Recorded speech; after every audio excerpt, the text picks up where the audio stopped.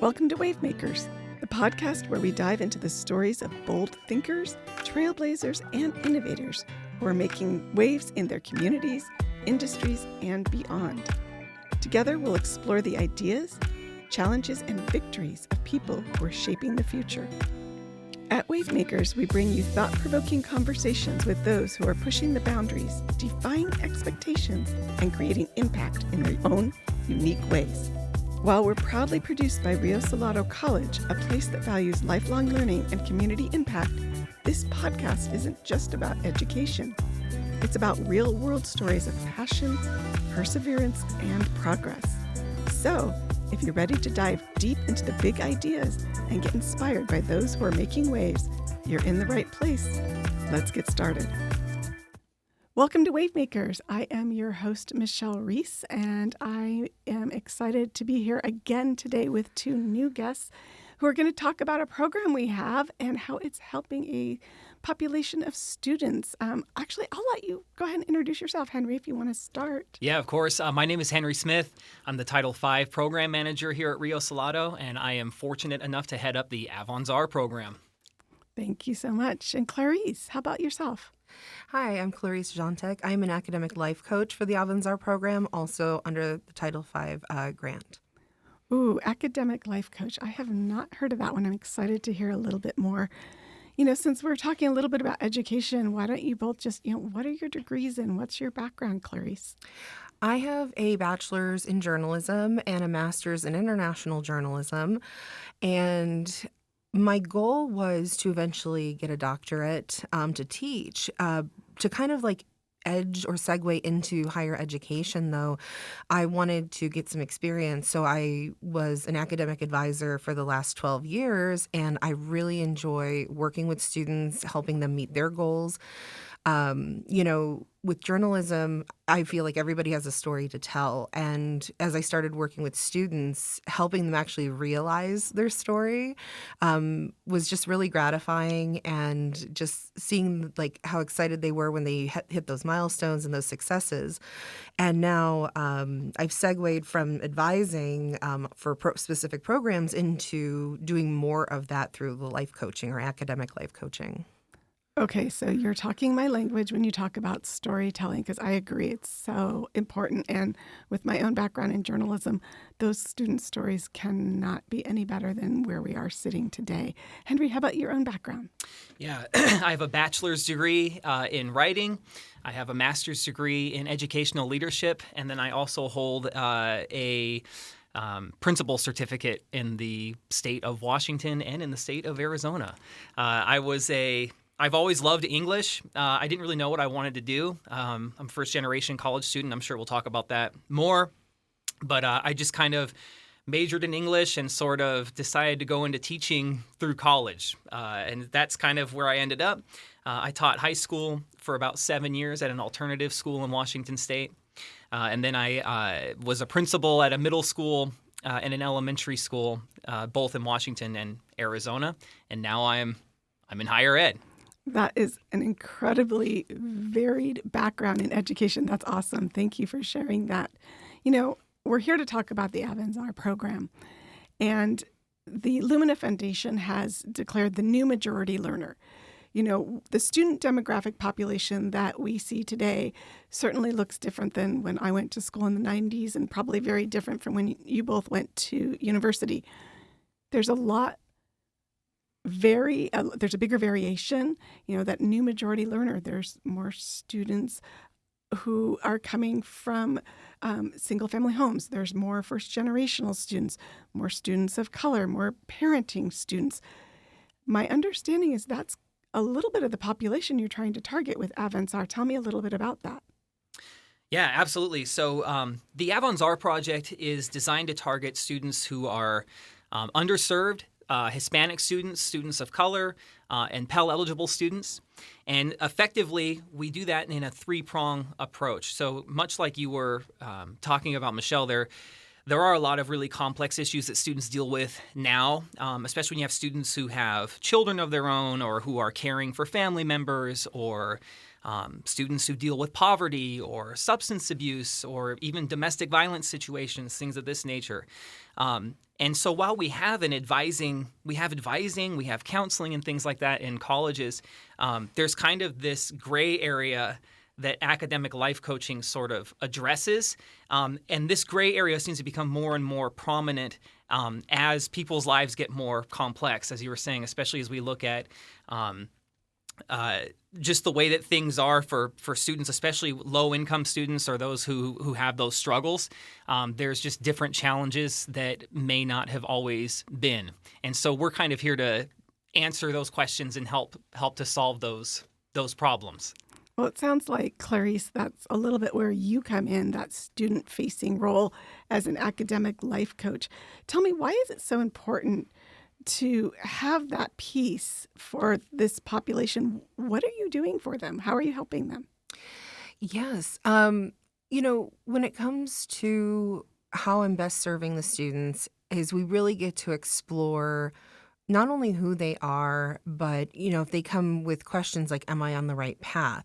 Sometimes, an advisor is specific for a program and they can't really say, well, let me, sit down and figure out, are we on the right path or is this the right program for you? We have the tools where we can, have a student explore, 3 different life pathways. And I can ask them, powerful questions about those pathways to really help them like self-reflect, maybe just even think about that question. Like, we have the skills and the tools for them to really explore, exactly what they are, wanting to achieve. Another tool that we have is my team, we are Gallup Strengths certified. So we also provide codes to the students to get their top 5 strengths. Then we coach to those strengths and, how are they best, serving them as a student? How are their strengths serving them, as an employee? How are they serving them, in their community? Once we explore those, we talk about, the blind spots of those strengths. We talk about their theme dynamics, how they're combined. And I think that tool of like self-discovery is very empowering to the student, because these are probably things that they haven't explored before or thought of. And these are strengths, Gallup has them, that you're going to take this assessment and those strengths are something you're going to have, those are natural and innate. And how can you best utilize that? But yeah, how are those strengths applied to the life paths that you are exploring? So it really helps set the tone for that relationship that maybe other departments can't provide. And it really gives that student support. And if they're coming with maybe, concerns or challenges, we get to hold them accountable, but in a very, I would say, nurturing and positive way. And that accountability, I think, it's great for them to reflect on, but it also makes them feel that we care. And I think, they may not be experiencing that sort of care outside of, this academic environment or that type of support. You touched on a couple different hats that student populations today wear. They're caregivers, they're working, they're students, they're community members. How does what you're doing as an academic life coach maybe differ from what you did as an academic advisor? Oh, well, it's completely different. I mean, as an advisor, you're specified to a program, you help with registration. I mean, you can help provide like university resources, but you don't always have the time to have those in-depth quality conversations that really benefit the student experience. As a life coach, we have the time to explore those challenges, celebrate, the positive, experiences the students are having, just taking that time. And, and if we don't have an answer, we have a little bit more time to do the research and help them with certain resources. It's just, just having the tools to ask, like I said, the powerful questions that other people may not be asking them, having the conversations and building that trust. And a lot of that experience for you comes not only from being an academic advisor, but from the training you've received. Henry, tell me a little bit about how this program came to be And what are you envisioning for it? Yeah, that's a great question. So it's a 5-year program. We're just finishing up year 2 now. It's a $3 million grant from the Department of Education. And so this grant was written before I got to Rio Salado, so I kind of got to inherit the work, which has been super fun. And basically, the idea is just to expand those opportunities for students to help improve their overall experience with college. I remember when I was a college student, I'm a first-generation college student. I didn't know what questions to ask. I didn't know what doors to knock on. I didn't know the first thing about financial aid. My parents couldn't help me. College was kind of a mystery to my family, just this really enigmatic thing. And so I would have loved to have had an academic life coach when I was in college. And I remember, for me, I developed a relationship with one of the financial aid people at my college, and she ended up kind of being my academic life coach, so to speak. And I'll just never forget this relationship that I had with this individual, and I really felt connected to the college. I felt like somebody was really vested in my success. And it's not that I wasn't getting that elsewhere. It's just that level of touch and commitment that she had. She would reach out to me to keep me accountable. Hey, don't forget there's deadlines for things, all that good stuff. I so appreciated that. And I really don't know where I would be right now had it not been for that person. And so really my vision, I have 4 academic life coaches that work on the Avanzar project. And if all of them could make those kinds of connections with students and help them persevere, especially when we think about the challenges that they face are so much greater than anything I face. I grew up middle class. I'm a white male. So I had a lot of things kind of working for me. Then I think about these students who have kids of their own or who don't speak English as their native tongue, or the amount of challenges that they face is just absolutely incredible. And so to be able to have a team that's dedicated to doing this work, to helping students realize you are in the right place. You're not an imposter. College is accessible. You can do this. I want to see you succeed. That's really my vision, is to for everyone to have that. I think a lot of colleges are facing that retention concern with a lot of students, because when you're talking about especially adult learners, like you said, who are caregivers either for their parents or their children, they have so much time during a day and it's being stretched so far. And it sounds like that's something you're both working on. One topic you both mentioned, I'd like to kind of go back to accountability. And when you are a student who also works, who's also caring for others, trying to fit that accountability piece for yourself can be difficult. So, Clarice, how are you trying to help students with that accountability? What areas are you trying to help them grow in? Well, usually setting, sometimes it's setting boundaries or, having follow through, as well as time management and time blocking. A lot of those conversations come up consistently.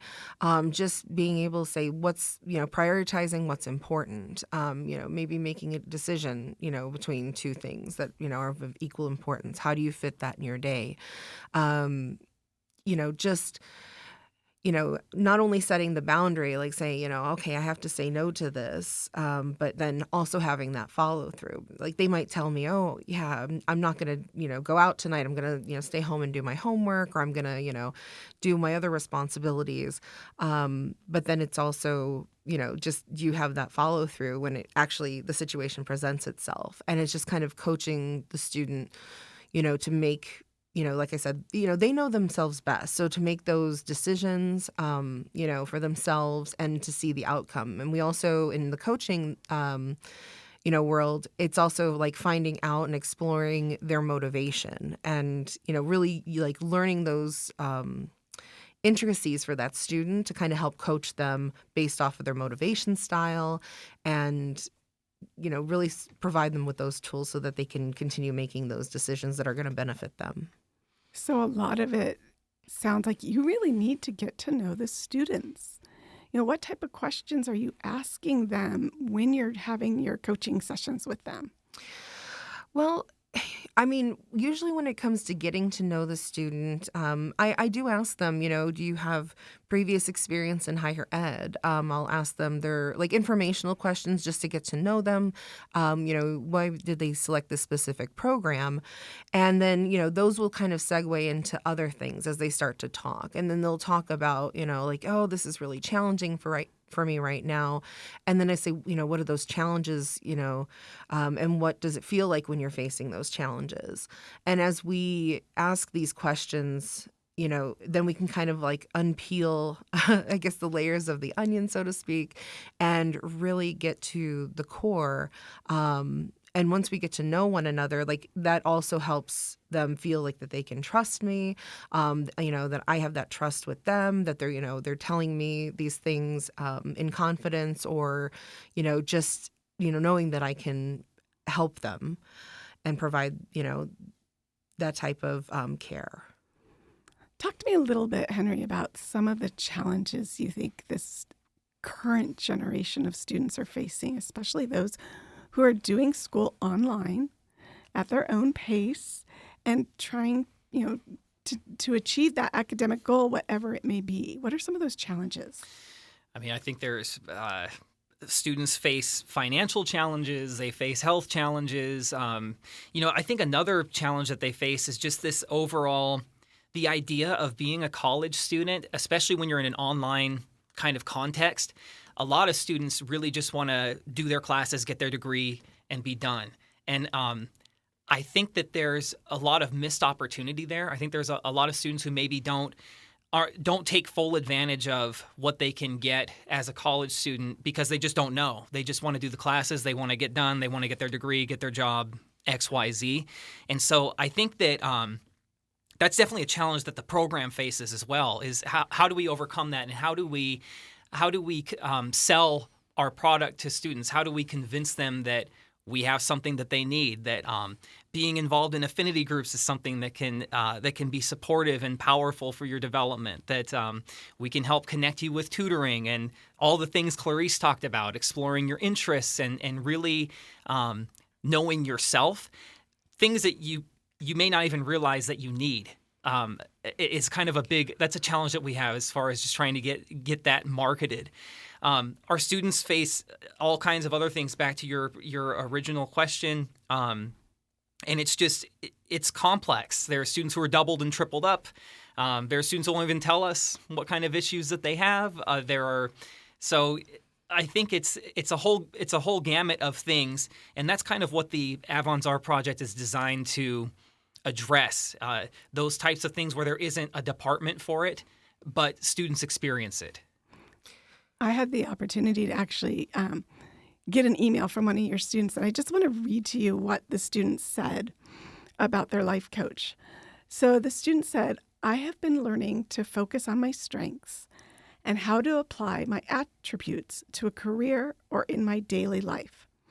Since working with the life coach, I have communicated and practiced articulating my thoughts and feelings more efficiently." I mean, this is not standard counseling. This is actual steps that they're learning to apply to different areas of their life. Clarice, what are some of the most valuable steps that you're hoping to give to your students that you work with? Well, the most important thing, I think, is be like also reframing like a negative situation, reframing a challenge, teaching and coaching through our sessions to help students, if they experience a challenge, how can they reframe that in a positive light? Teaching them the tools to, go forward, essentially without the coaching eventually. It sounds like the work you're doing is providing tools to students, Clarice, that maybe they didn't know they even had in themselves or that they've never heard about. Can you kind of talk me through what that looks like? One of the most, I would say, profound experiences that I've had in a coaching session. Recently this summer, our team went through a Design Your Life course, which is provided by Stanford. And so the entire team went through that. And not only did we where we're provided with tools on, coaching students or helping them create a life of happiness, which is the goal. It also had some team building inside of that as well, which we did like some self-discovery on how to work better as a team. But for the students specifically, it's how the Design Your Life course focuses on creating 3 different pathways for your life. And you can do that at any stage. You could be in your Odyssey stage, which is, between the ages of 20 and about, I would say, 40. Or if you want to do it in your golden years, whatever it may be, you can always use these tools. And so the goal is to create a 5-year plan in 3 different formats. What path you think you're on now, an alternative path if plan 1 doesn't work out, and then the third plan would be like, if you had unlimited resources or constraints, what is your dream 5-year plan? And then there's gauges at the bottom of the worksheet where you would, write out, do you have the resources for this? How comfortable are you with this plan? Do you have the confidence to carry out this plan? And then after you create that, you can do it in any way you want, like make a list, do visuals. It says, what questions do you have about this plan? And then you look and the student themselves will self-reflect and then say, okay, well, in year 3, I want to have $50,000 saved up. Is that doable? Is that possible? Or something of that nature.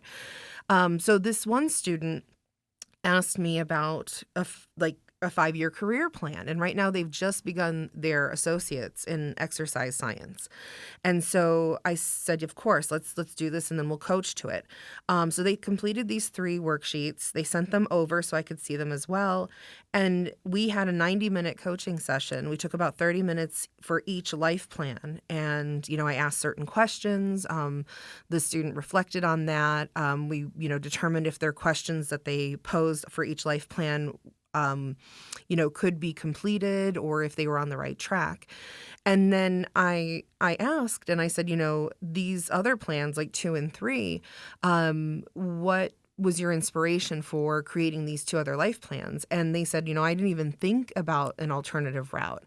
And I think this is very crucial because, we, start with a plan as a student and, we think we have to follow that through, or maybe we make, changes in our major a couple times and we aren't really sure what to do. And then, of course, that takes away from resources, time and finances. And it can be frustrating. And I think sometimes when students don't know what to do, they can just give up. But having an alternative plan that you're satisfied with, or 2 alternative plans that you're satisfied with, can then really set the tone saying, okay, not only am I capable of this plan, but if something, is an obstacle or a roadblock and I can't do this for whatever reason, I can switch gears and I'm going to be happy with this. And just it starts, I think it just starts inspiring that like growth mindset that I do have other options, or I can, I at least am starting to think about those things. And so the student hadn't done that before. And she's like, I really think that now that I've done this, I feel like I have more control. That's basically, what she's saying. I have more control of like what my future and what my outcome could look like. We've seen studies just like what you talked about, Clarice. If students can connect their education to what their future may look like, they're more likely to succeed and complete their education. So this is work that you're doing, hits that just on, the nail on the head, if you will. But Henry, how can other colleges and universities do this if they haven't started this already? What are those baby steps to get them going? That's a great question. So academic life coaching is pretty new to higher ed. At the end of this grant, we want to institutionalize the work, right? So after the 5 years is up, we want to be able to make a case that this is something that has been so beneficial to the college that we can't afford not to fund it, right? So that's what we're shooting for at the end of this. Now, we are, of course, almost exclusively online at Rio Salado, so we face different colleges or different challenges as far as implementation of the work. I think for colleges that have in-person learning opportunities that might be even a little bit easier, honestly, to start it. Getting, I think, the word out is really crucial. Making sure that students are aware that this exists. and what it's for and the value that it can add. I didn't have a plan. Like, I was just thinking when Clarice was talking, I don't think I really had like a plan at all when I went to college. Like, I knew I had to go to college, but I didn't have a plan beyond that. And I just think how powerful that would have been for me, how much more control I would have felt I was in, and how much more confident I would have felt if I would have had somebody to help coach me through that thinking and help me take control a little bit more and really see how education is going to connect to my future. Hey, luckily I turned out fine. Okay, everything worked out great. But I think it would have been a heck of a lot easier if I had someone to help me with that. And I think that if you can articulate that message to students that this is the value that we add, I think that's really crucial. The other thing too is that there's data that shows an alarming number of students who drop within the first 2 weeks of school. So think about that, right? You invest all this time, you tell your whole family you're going to college, right? It's this big giant thing, and then you get a bad grade or something, or you have a hiccup, and you don't know who to go to. You feel silly, so you just kind of stop going. And I think that's something that a ton of students face, especially those who face the challenges we talked about with regards to poverty, being first-generation students. But honestly, I think every college should look at having some mode of this. But again, it takes time to build because you have to gain trust with students first. And Clarice touched on that. If the students don't trust you, if they don't feel like you're vested in them, it's a pointless endeavor. And that takes time, that takes effort, that takes energy to do. So I would say you have to approach this work with like patience with urgency is what I call it. That you're not going to get 10,000 students beating the door down for services right away. You have to kind of gain traction. You also have to find a way to sell it to the community.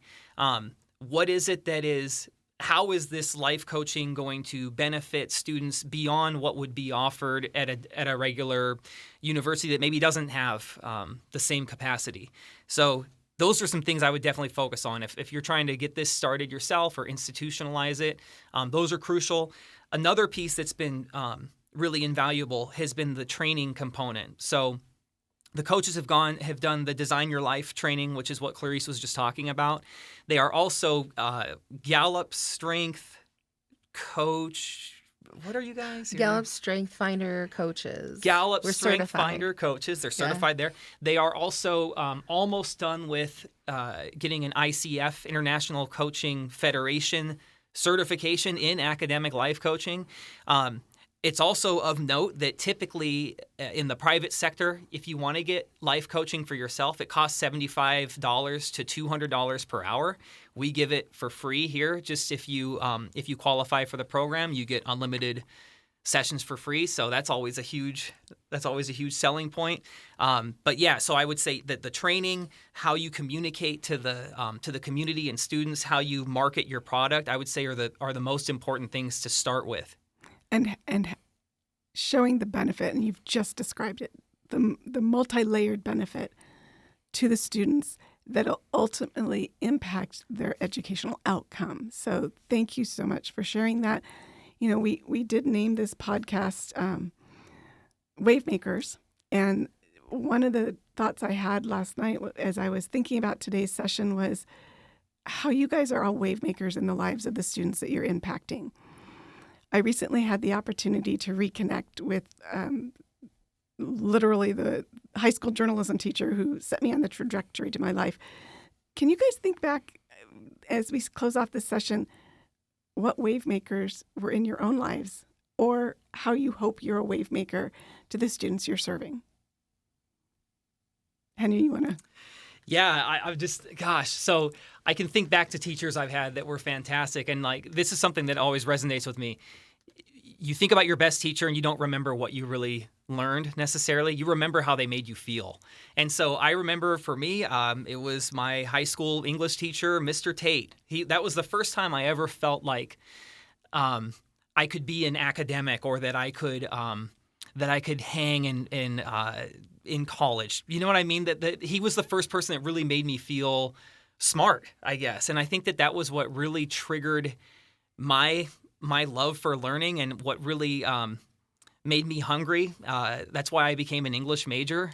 I also speak it, so that there's that. But I think Mr. Tate was huge, and then it would have been Marcia Pecchia, the financial aid person I was telling you about, who really helped me navigate college. I think if it wasn't for those two people, there's no way I'd be in this seat right now. And we are very grateful that you are. Clarice, do you have any thoughts on that? Yeah, a couple instructors come to mind from high school, but I think the most influential was Mr. Dehe. He taught history and philosophy, and so that was just life-changing because you're probably like, I don't know, 15 or 16. You've grown up with, from a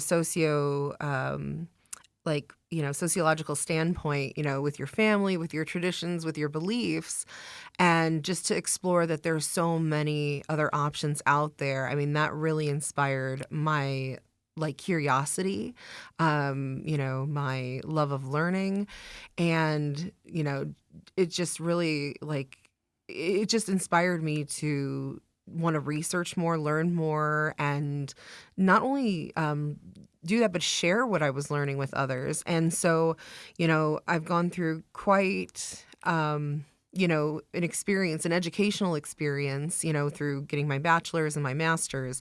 And I've made mistakes and I've learned from them. And so when I'm working with students and I'm hearing they might be trying to make that decision, I'm like, oh, I've already done that. It's always nice to kind of ask them what their thought process is and see, if that's going to be the right choice for them. And then maybe even lend a little bit of well, this was my experience, maybe we should, look into that a little bit more, and just really help them, on a positive pathway. I once heard a quote. It was Kendra Hall who said, "Someone needs to hear your story to finish their own." And it sounds like what you guys are doing as academic life coaches are not only helping them design those paths and see the options in front of them, but sharing a bit of yourself so they can help reach their academic goals. So I want to thank you both for being here. This has been a great discussion, and I really look forward to seeing where this goes in the future. Yeah, thank you so much for the opportunity. We really appreciate it. Thank you so much. And thank you, listeners, for being here. This is Wave Makers. We hope you come back to listen soon.